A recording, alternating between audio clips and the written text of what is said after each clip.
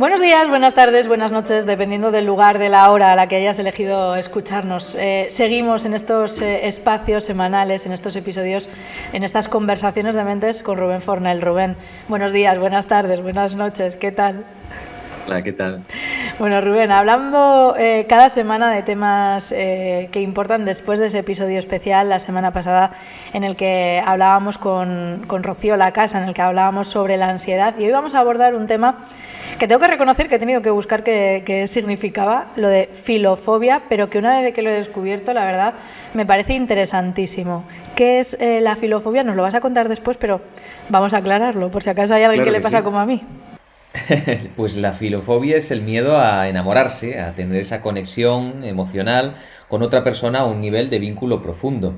Y como vamos a ir desgranando, aunque no presentemos rasgos que puedan decirnos que sufrimos esta filofobia a un nivel profundo, pues en muchas ocasiones sí que vamos a vernos reflejados en rasgos que de alguna manera nos van a poder provocar cierto miedo, cierto rechazo, cierta actitud de distancia en ese compromiso, en esa vinculación emocional. Creo que es muy importante tener en cuenta mucho de lo que vamos a ver precisamente para generar y para tener una actitud equilibrada pues en todo ese tránsito de relaciones y de compromisos, de vinculaciones con otras personas. Claro, yo entiendo que todos alguna vez pues, nos han dejado, hemos tenido una relación complicada, eso que ahora llamamos tóxica, ¿no? Y después nos ha costado un poco abrirnos, ¿no? Hemos dicho lo de yo no me voy a volver a enamorar, no quiero conocer a nadie más, pero supongo que la filofobia es algo que va más allá de esa sensación en el momento en el que nos acaban de dejar o un par de meses después de que nos acaban de dejar, en el que decimos no al resto de la humanidad, ¿no? Claro, efectivamente, ahí en los ejemplos que pones y un par de meses después, tres, cuando algo es reciente, sí que podemos encontrar rasgos. Y es verdad que en esos rasgos que podemos encontrar, si no somos conscientes y si quizás se nos va un poquito de las manos, pues podemos llegar a acrecentarlo, a magnificarlo tanto que desarrollemos comportamientos pues un tanto asociales, que dejemos de relacionarnos con algunas personas, que sostengamos durante mucho tiempo ese bloqueo o ese cierre emocional. Entonces, aunque de base no estemos metidos en esa piscina de lo que vamos a llamar la filofobia, sí creo que en vidas cotidianas y con rupturas que podemos decir normales o un poquito traumáticas, deberíamos tener cuidado para que esos rasgos no nos vayan a más. Bueno, ¿puedes definirnos y situarnos en el concepto de la filofobia, Rubén? Claro, la filofobia hay que tener en cuenta que no tiene presencia dentro del manual de referencia. Nosotros trabajamos con un manual de referencia de diagnósticos y no está la filofobia, es decir, no es un trastorno mental que podríamos catalogar que tuviera un diagnóstico, porque este manual lo que nos sirve a nosotros es para acordar una forma de diagnosticarlo. Por tanto, estamos en algo que hemos llegado a definirlo a través de la experiencia, pero que no tiene ese reconocimiento oficial, por decirlo de esta manera. Entonces es una fobia, y una fobia siempre tiene un componente de miedo, de ansiedad a situaciones que evidentemente representan de una manera más o menos intensa algo abstracto, algo que en principio no existe. Entonces, si pensamos en el miedo a las arañas, a las alturas, vemos que en muchas ocasiones eso es porque una persona ha tenido una mala experiencia y lo sabemos a través de la observación, porque alguien ha sufrido en el pasado algo importante, porque proyecta en el futuro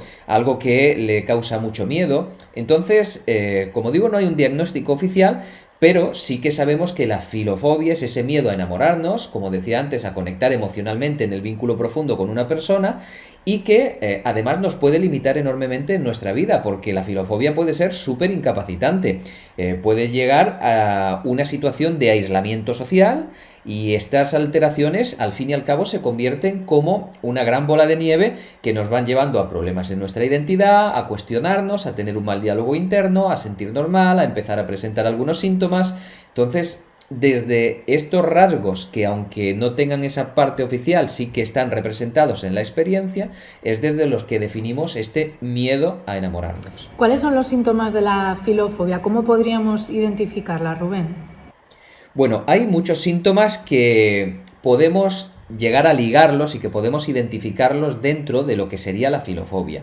Entonces, va a depender de cada caso. No hay un estándar que nos pueda llevar a la suma concretísima de que si uno todo esto tengo filofobia. ¿Por qué? Porque debe ejecutarse también, tiene que haber en la persona un proceso de pensamiento, un proceso que genere ¿qué? Pues por ejemplo sentimientos de miedo, de pánico, un latir muy rápido del corazón, algún tipo de hiperventilación, incluso de náuseas.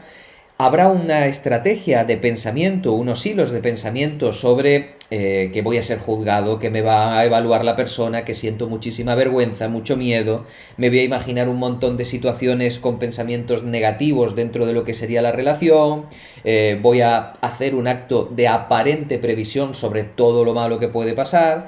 Puedo tener una conducta también de evitación directamente de esta persona que, bueno, está ahí, y pongamos el caso que queda, y en el último momento siempre se echa hacia atrás, o la persona que directamente lo rechaza, y como tú comentabas antes, yo me alejo de la humanidad, no quiero saber nada de nadie, ¿no?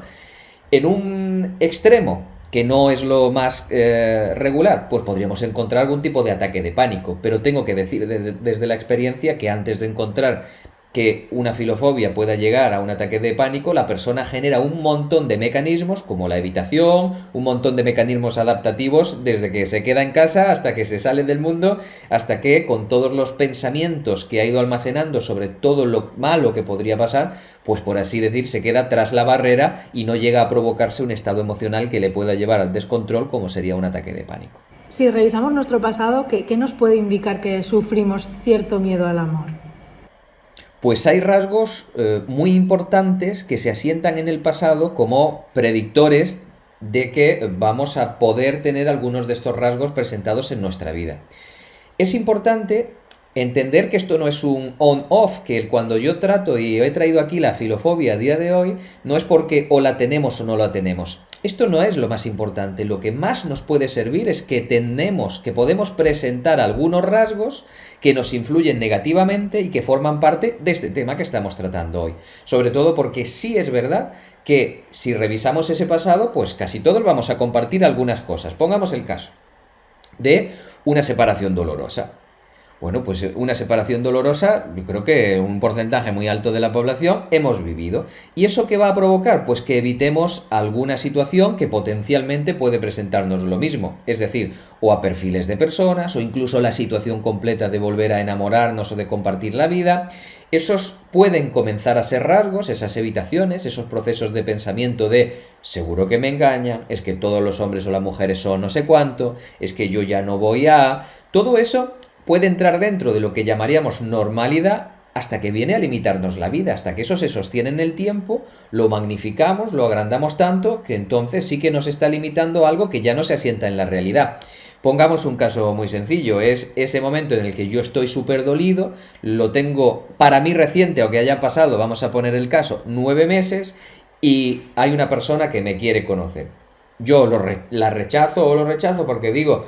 No, porque me van a hacer daño otra vez, no quiero saber nada. Y una amistad te dice, pero bueno, ¿y tú qué sabes de esta persona para juzgarlo? Bueno, pues en ese caso ya estaríamos presentando ese rasgo, nos lo alumbra alguien querido, a veces cotidianamente, de que estamos sosteniendo por demasiado tiempo de una forma muy magnificada con un prejuicio muy grande. Entonces, primero de todo, cuando hemos tenido una separación, un proceso de desamor, un divorcio, lo que sea, doloroso, ahí vamos a encontrar una potencialidad para desarrollar la filofobia o sus rasgos. Por ejemplo, casos de violencia doméstica, cuando se ha vivido realmente un maltrato directamente, también hay un temor que se puede desarrollar de una manera que yo creo que todos podemos pensar casi coherente a que vuelva a sucedernos lo mismo. Y también es verdad que cuando ha habido impactos emocionales en la infancia, vamos a poner algunos traumas, algún tipo de mala relación paterna-materna o incluso algún tipo de abuso de elemento psicológico más duro en la infancia, también se puede generar unos rasgos que estén cerca de la filofobia. Y si miramos al presente, ¿qué señales podemos encontrar? Bueno, hay personas que no solo presentan estos rasgos hacia atrás, como decíamos, sino que también en el presente nos podemos analizar, podemos hacer nuestro diagnóstico de la situación. Por ejemplo, hay personas que su mecanismo de defensa en el presente es enamorarse de personas que en realidad son inalcanzables, que nunca van a llegar a ellas o que como máximo llaman su atención, pero bueno, que realmente esto no está asentado en la objetividad, o que incluso se enamoran pero ni siquiera van a poder contactar con ellas. ¿Por qué? Porque esto es un modo de me lo pongo tan difícil que evito esa circunstancia que en el fondo no quiero, pero me creo que quiero. Entonces, bueno, pues si yo me enamoro de Scarlett Johansson, no hay ningún problema. Seguro que no me va a pasar nada con ella, porque lo dudo bastante, ¿no? Por ejemplo, otro rasgo del presente puede ser relacionarse con gente muy, muy distinta a uno. ¿Por qué? Porque de esa manera, cuando estamos con unas personas que no pertenecen nada a nuestro mundo, esa pareja habitualmente no prospera. Es decir, ya la persona no siente esa presión de que suceda algo, porque realmente sabemos que ahí hay una olla en ebullición. Por ejemplo, también en muchas ocasiones la persona propicia una mala comunicación, una discusión, una pelea, casi como profecía autocumplida. Yo me imaginaba que me iba a salir mal y que esto me iba a pasar algo, y fíjate cómo mi miedo llevaba tanta razón a través de una pelea que incluso yo mismo puedo provocar. A veces pueden ser personas también que se convierten en muy criticonas, y entonces van criticando tanto a la pareja o a la persona que están conociendo, como para de esa manera alejarse de la situación y volver a su guarida.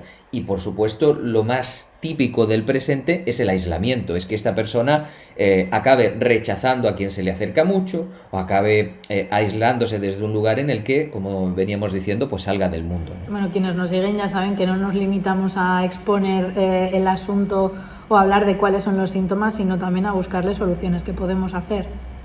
Claro, pues bueno, tenemos una gama amplia de todo lo que podemos hacer, y lo primero de todo está en el estilo de vida, está en los hábitos. ¿Por qué? Porque en la filofobia hay una base, y en el desarrollo de estos rasgos de los que hablamos hay una base que se asienta en la identidad. Es decir, cuanto yo peor me siento, más fácil es que llegue a desarrollar estos rasgos, que me aísle, que rechace. Entonces, hay partes muy básicas que podríamos decir casi de sentido común. ¿Mi identidad con qué va a tener una primera relación? Pues con cómo me siento, cómo me veo también físicamente. El ejercicio físico es muy importante, pero ya no por un lugar de apariencia, sino por todo lo que sabemos a un nivel neuroquímico y cómo está funcionando en nuestro cerebro. Es importante que si soy una de esas personas que además se aceleran, que no sé controlar este subidón emocional, voy a tener que trabajar determinadas técnicas de relajación, de atención. Y también pasa una cosa, que hay muchas personas que desarrollan estos rasgos, pero que detrás no está una filofobia que podríamos decir de libro, que no está explicada como te la estoy explicando yo, sino que detrás hay unos rasgos deficientes, unas habilidades deficientes sociales. Y hay personas que lo que necesitan es entrenar cómo me relaciono yo con una persona que me puede atraer, cómo continúa una conversación, qué tengo que decir y cuándo no. Yo trabajo con muchos casos que sorprendería a muchas personas, porque pensamos que serían adolescentes quienes hacen estas consultas, pero no, porque el adolescente no puede pagar a un profesional. Entonces son muchas personas en una etapa que tienen 28, 30, 35 años, y que vienen a consultarme: oye Rubén, ¿cómo crees tú que me podría comunicar, o cómo desarrollamos algo para que yo me comunique mejor con una persona cuando la conozco? Como hablábamos en otros momentos, ¿qué hago cuando me atrae una persona? ¿Cómo desarrollo esa primera comunicación? O dicho como yo lo planteo, ¿cómo posicionamos los roles desde el principio de la relación para generar un vínculo saludable? En muchas ocasiones lo que hay que trabajar son habilidades sociales. Más allá de eso, en cuanto a qué puede hacer la persona, un paso más allá del sentido común. Pues por supuesto hay que enfrentar este miedo, sobre todo porque este miedo irracional no tiene una base que podamos darle una credibilidad tanto como para hacer un trabajo terapéutico de fondo, ahondando y ahondando en este miedo. Hay que establecer un plan de acción controlado, pero para poder comenzar a relacionarnos, para ubicar por qué rechazamos lo que rechazamos, y sobre todo entender que en esa línea de rechazo lo que pasa es que ubicamos el futuro, es que estamos todo el tiempo saliéndonos del presente para irnos al futuro. Así que necesitamos decir cuál es la oportunidad, lo que vivo aquí, ahora, qué es lo que quiero hacer en este momento, si no sigo inventándome la película del futuro, ¿no? En muchos momentos estas personas también van aislándose un poquito de las personas que las quieren, y en muchas ocasiones necesitamos reforzar componentes de mayor vínculo, que esté más cerquita de las personas que las quieren, porque desde ahí van ganando también confianza. En otras muchas ocasiones nos vamos a encontrar que la persona tiene que desarrollar cierta permisividad, comprensión, compasión hacia sí misma, porque es una persona súper autoexigente. en cuanto ve algún rasgo que no le cuadra, ya está en que es que esto no va a funcionar, porque esto no me da, porque me da miedo, porque yo ya lo sabía. Entonces, para mí el ubicarse fundamentalmente en el presente, con un entorno cuidado, con unos hábitos generados desde un lugar de sentido común, haciendo un plan de acción para enfrentarnos y teniendo una comprensión, una compasión, una permisividad con nosotros mismos, más allá de la autoexigencia, nos llevan a que esto, que no se tiene por qué convertir en un gran problema, y en muchas ocasiones no lo es, pero si es un lastre, pues no llegue a más. Rubén, háblanos de algún caso concreto que hayas vivido, que conozcas. Bueno, hay un caso muy famoso que es uno de los que comenzaron a documentar la filofobia, y es el caso de la reina de Inglaterra, de Isabel I de Inglaterra. Isabel I de Inglaterra tuvo dos relaciones que estuvieron muy cerquita del compromiso real, del matrimonio, pero que finalmente no dejó que nadie llegara a eso. Y era una mujer que era muy fuerte, pero que parecía que tenía cierto miedo a dar ese paso, al amor, al matrimonio, a ese nivel de compromiso, ¿no? Y sí se sabe, evidentemente, a nivel histórico, que había vivido, ella era uno de los casos, que había vivido una situación muy traumática en la infancia, porque había visto a su madre, Ana Bolena, que había sido ejecutada porque se había enamorado de su primo. Entonces era una persona que a través del trauma vivido había generado esta actitud, ¿no? Entonces, este es el caso que, por así decir, comienza a documentarnos de alguna manera aquí tiene que estar pasando algo. Pero si te voy a mi propia experiencia, tengo el caso, estamos trabajando actualmente, de una persona que si viéramos cómo dispone su vida está dispuesta en absoluta maravilla, ¿eh? Un trabajo fenomenal, que se ajusta a sus deseos, una cotidianidad estupenda, pero ha tenido varias relaciones que no han sido, por decirlo así, sanadas. Ha tenido varias relaciones que no ha ordenado bien. En este caso en concreto tenemos que ir a su pasado para que podamos transformar un presente en el que ya no se relaciona prácticamente con nadie, ni siquiera con amigos, ni siquiera con la familia, no va a visitarla, no viaja, es decir, ha generado como una onda expansiva de ese sentimiento de abandono, de rechazo, de malestar, que lo ha ido llevando a todo. Y a veces decimos, y pues qué difícil es cargárselo todo. No es tan difícil cuando realmente dentro de nosotros hay esa insatisfacción, ese sentimiento, y a todo le encuentra un pero. Sí, pero yo no voy a ver a mi madre porque es que mi madre, cuando voy a verla, yo sé que le molesto por esto, por esto. Yo no quiero quedar con mis amigos porque sé que se lo pasan mejor con otras personas. Bueno, se ha ido rechazando, hasta que en este momento, aunque su vida en lo que a la disposición del éxito que podríamos decir social, que todos veríamos, es fantástica, se queda recluida en casa. Y desde ahí, ¿qué pasa? Que se abandona físicamente, que ya no come bien, que duerme fatal, que se queda hasta las tantas viendo series, y una persona con muchos elementos dispuestos acaba generando una bola de nieve que le puede llevar, no le llevará porque estamos en este trabajo, pero si no estuviera, le podría llevar a una tendencia de aislamiento realmente grave y quién sabe si a un proceso depresivo que acabara propiciando, aquí sería mi hipótesis como en muchos casos que se ven, pues que le acaben despidiendo del trabajo y que todos esos elementos que ahora parece que están y que funcionan, al final se convierten en un desastre. Bueno, pero vemos que se puede trabajar en ello, nos damos además esos consejos con los que se puede salir también de esta situación. Rubén, conversacionesdementes@gmail.com, en nuestro correo electrónico donde nos pueden enviar dudas, consultas, sugerencias, lo que consideren más oportuno. También estamos en Instagram, estamos en Facebook, en fin, que nos pueden encontrar donde quieran, ¿no, Rubén? Totalmente, y estamos saliendo en Spotify, en iVoox, en Apple Podcasts y por supuesto en YouTube para toda la gente que también nos quiere ver y que muchas personas me dicen, bueno, os pongo ahí de fondo y de vez en cuando os voy mirando, pero me gusta veros. Bien. Pues hace nada celebrábamos nuestro 10º episodio y estamos ya al borde de cumplir los 20 episodios, ¿eh, Rubén? Pues sí, ya estamos casi de celebración. Bueno, eso la semana que viene. De momento, una poesía, un cuento, algo bonito con lo que despedirnos. Pues sí, pues vamos a ello. Esta semana toca una poesía de un autor que he descubierto porque estaba buscando una poesía para nuestro podcast y se llama José Ángel Buesa. Y este es el poema del renunciamiento y además no lo conocía, no sé si nuestros oyentes conocerán al escritor, pero realmente he estado leyendo mucho más que este poema y me ha parecido muy interesante, así que un aliento de inspiración por aquí para poder tener ahí en la recámara de nuestras búsquedas.